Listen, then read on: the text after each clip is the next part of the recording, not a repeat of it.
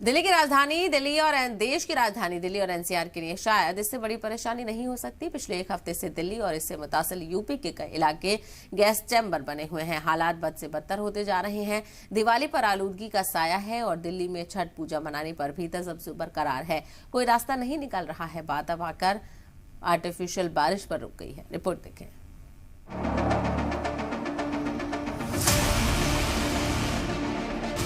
दिल्ली बन गई gas chamber, हर सांस में है जहर।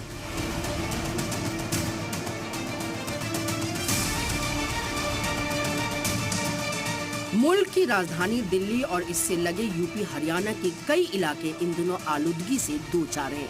हालात सुधरने के बजाय और बिगड़ते जा रहे हैं। दिल्ली एनसीआर में सांस लेना मुश्किल हो गया है। जहरीली हवा से पूरा इलाका एक गैस चैम्बर बन गया है। खदशा ये भी है कि आज से आने वाले 3 से 4 दिनों में हालात और बिगड़ सकते हैं। यानी साफ है इस बार की दिवाली जबरदस्त पोल्यूशन के साए में ही मनेगी। दिल्ली एनसीआर में रहने वाले लोग कई पाबंदियों का सामना कर रहे हैं। ग्रेप्चार नाफिज है लेकिन कोई राहत नहीं।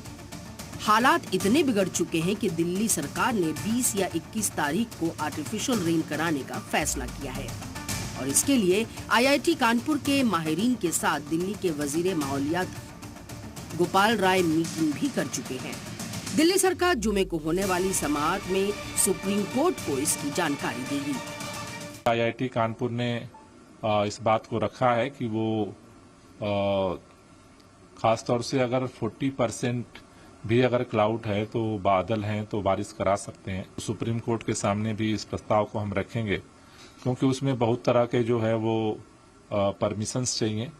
तो अगर सभी लोग मिलकर के एक साथ प्रयास करते हैं तो उनका अनुमान है कि अभी आगे दिल्ली में 20-21 के आसपास बादल होने की संभावना है। हर एक कोशिश, हर एक इंतजाम नाकाफी साबित हो रहा है।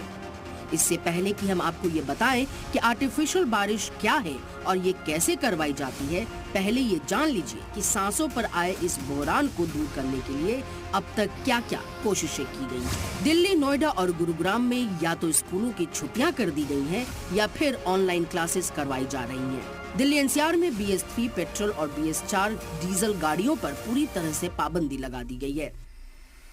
दिल्ली के स्कूलों में विंटर ब्रेक का ऐलान भी कर दिया गया है जो 9 नवंबर से 18 नवंबर तक होगा। राजधानी दिल्ली में भारी गाड़ियों की एंट्री पर रोक है। ग्रेप्चार के संभावित नाफिज है और 14 तरह के तामीरी कामों पर रोक लगी हुई है। वहीं artificial rain technology IIT Kanpur ने इजाद की है। क्लाउड सीडिंग के जरिए आर्टिफिशियल बारिश करवाई जाएगी और आईआईटी कानपुर जून में इसका टेस्ट भी कर चुके हैं। दरअसल आर्टिफिशियल रेन वो है जो आर्टिफिशियल तरीके से सूखी बर्फ यानी जमे हुए कार्बन डाइऑक्साइड, सिल्वर आयोडाइड या दूसरे जरूरी पार्टिकल्स के साथ बादलों को मंडराने से होती है। इसमें कार्बन डाइऑक्साइड, सिल्वर आयोडाइड या दूसरे पार्टिकल्स कंडेंसेशन न्यूक्लियस के तौर पर काम करते हैं। आसान अल्फाज में कहें तो तैयारों के जरिए बादलों पर खास तरह के केमिकल का छिड़काव किया जाता है जिसके बाद ये बारिश होती है। यहाँ से समझना जरूरी है कि आर्टिफिशियल रेन कराने के लिए मौसम में एक खास हालात की भी जरूरत होती है। जैसे माहौलियात में माकूल नमी के साथ बादल और हवा दोनों होने चाहिए। इस सब के बीच दिल्ली एनसीआर समेत पूरे शुमाली हिंद में फैली आलूदगी को लेकर नासा ने एक सैटेलाइट इमेज जारी की है जो ये बताने के लिए काफी है कि मौजूदा आलूदगी दिल्ली एनसीआर ही नहीं बल्कि पंजाब से लेकर शुमाली हिंद के कई हिस्सों तक फैली हुई है और इसमें ज्यादातर शुमाली हिंद के मैदानी इलाके शामिल हैं। ये 2 तस्वीरें 8 अक्टूबर और 8 नवंबर की है। इन दोनों तस्वीरों को देखकर आप अंदाजा लगा सकते हैं कि एक महीने में आलूदगी किस खतरनाक स्टेज में पहुंच गई है। पोल्यूशन की वजह से दिवाली ही नहीं छठ पूजा पर भी सस्पेंस के बादल मंडरा रहे हैं। यमुना के किनारे छठ पूजा मनाने पर लगे बैन के खिलाफ दायर अर्जी पर दिल्ली हाईकोर्ट ने समाज से इनकार कर दिया है। 2 तंजीमों ने इसके लिए दिल्ली हाई कोर्ट का रुख किया था। अर्जी में दिल्ली सरकार के अक्टूबर 2021 के नोटिफिकेशन को चैलेंज दिया गया था। इसी नोटिफिकेशन की वजह से दिल्ली में यमुना किनारे छठ पूजा मनाने पर पाबंदी है। जस्टिस सुब्रमण्यम ने समाज से इनकार करते हुए कहा कि ये बैन यमुना में आलूदगी पर रोक लगाने के लिए लगाया गया था। कोर्ट के रुख को देखते हुए अर्जी गुजार ने अपनी अर्जी वापस ले ली। अब निगाहें दो ही चीजों पे टिकी है, एक तो आर्टिफिशियल रेन और दूसरा सुप्रीम कोर्ट में जुमे को होने वाली सुनवाई।